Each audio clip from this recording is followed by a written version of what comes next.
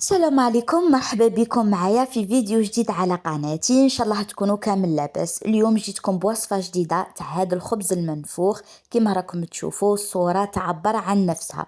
هذا الخبز يجي منفوخ كما قلت لكم، ويجي فارغ من داخل. فوالا يوالم المشاوي نتاعكم، لي ساندويتش دو غرياد. على بالي باللي غادي يعجبكم ويعجب العائله تاعكم. وصفة سهلة وناجحة 100%. برك تبعوا خطوات التحضير. فوالا هنايا في قصعة ولا ريسيبيون ولا إناء كيما تبغوا نتوما. ديروا 2 غرفيات متوسطين تاع فرينة، تغربلوهم في لاباسواغ ولا في المصفات. تزيدوا لهم غرفية متوسطة تاع سميد رطب. فوالا سميد يكون رقيق ورطب، اكسترا فين، لا سمول اكسترا فين. انا هنا نستعمل تاع ماما. نزيد معاهم مغرف صغيرة تاع ملح، ونخلط هاد المكونات الجافة بملعقة كما راكم تشوفوا.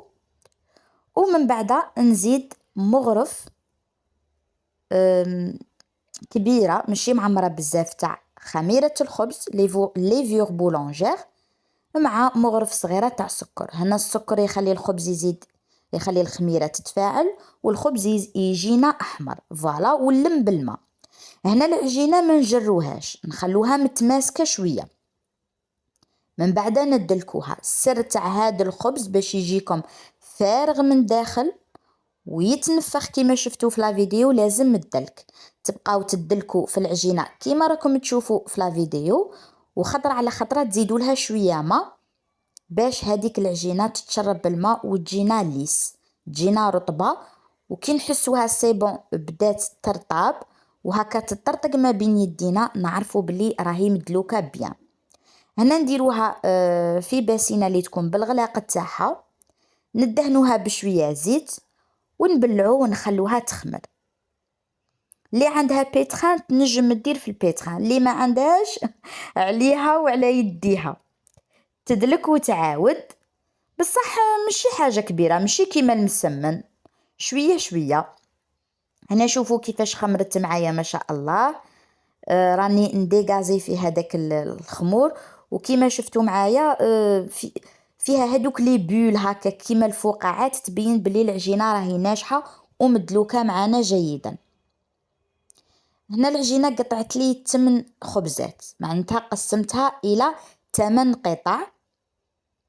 إلا بغيتو كمية مضاعفة ولا باغ اكزومبل تكونوا عائلة كبيرة، ضاعفوا المقادير. اوليو لي تعبروا بغرفية متوسطة، عبروا بغرفية كبيرة.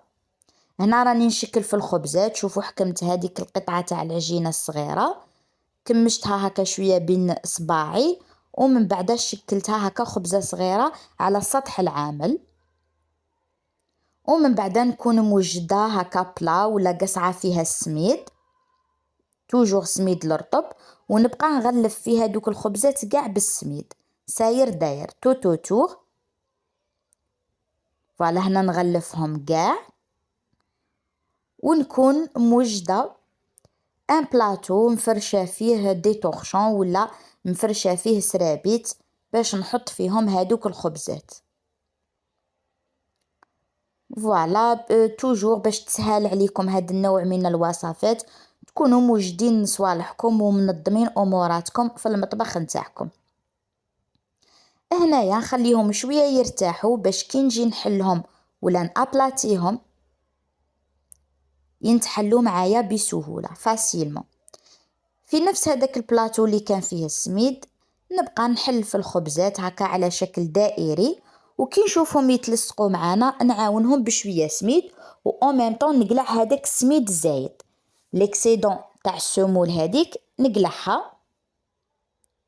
راكم تشوفوا هنا راني ندير في حركات دائريه، ونديرها فوق لي طورشون ولا فوق سربيته بيان سور تكون نقيه ومرشوشه بشويه تاع سميد باش تاني الخبزات نتاوعنا ما يلصقوناش. نكمل هاد العمليه حتى نكمل كاع الكميه تاع الخبزات اللي عندي. شوفوا هنا راني كملت، قلت لكم داروا لي 8 خبزات. هنا غير نكملهم ديريكتومون نطيبهم، هنا ما يحتاجوش باش نعاود نخمرهم مرة أخرى، ديريكتومون نطيب ونكون موجدة الطاجين يسخن. هنا أنا درت فيه كريبيير، هاد الكريبيير تقيلة وهي من الأحسن طاجين، سورتو كي يكون كبير هكا طيبوه بزوج خبزات ولا بثلاث خبزات، باسكو راهم هنا الحجم تاعهم راه صغير، ما راهمش كبار بزاف. هنايا الطاجين يكون على درجة حرارة شوية مرتفعة، ومن بعد نقصولها شوية، ماشي ناقصة وماشي مرتفعة شوية موايا.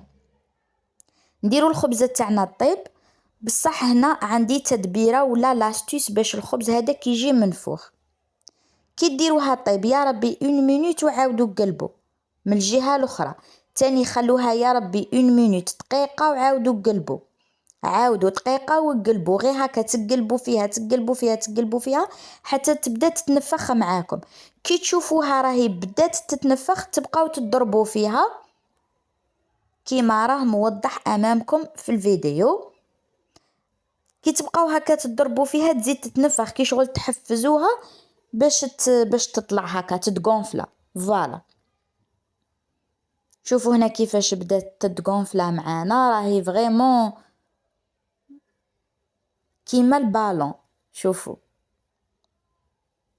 وبيان سور نبقاو نقلبوا فيها من حتى تحمار هذيك الخبزه وطيب، طيب لنا من الداخل.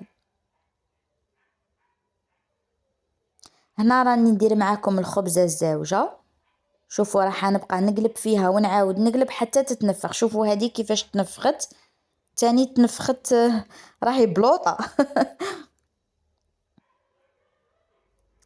فوالا المنظر تاعها يشهي.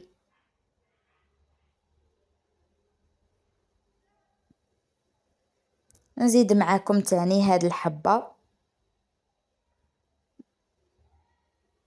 وتبقاو حتى تكملوا الكمية قاع. فوالا كامل.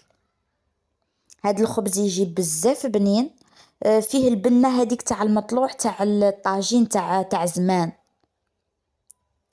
وكيما قلت لكم يجي فارغ من الداخل، ترافقوا به لي ساندويتش تاعكم تاع الشواء، وما ماشي غير في الشواء، ما راهم جايين الخراجات الصيفيه ايتو ديروهم للرحلات ولا للنزهات تاعكم. ان شاء الله هاد الوصفه تكون عجبتكم، ديروا لي جام، شجعوني، دعموني باش نزيد نمد لكم وصفات اخرى. نقولكم باي باي، تهلاو في رواحكم.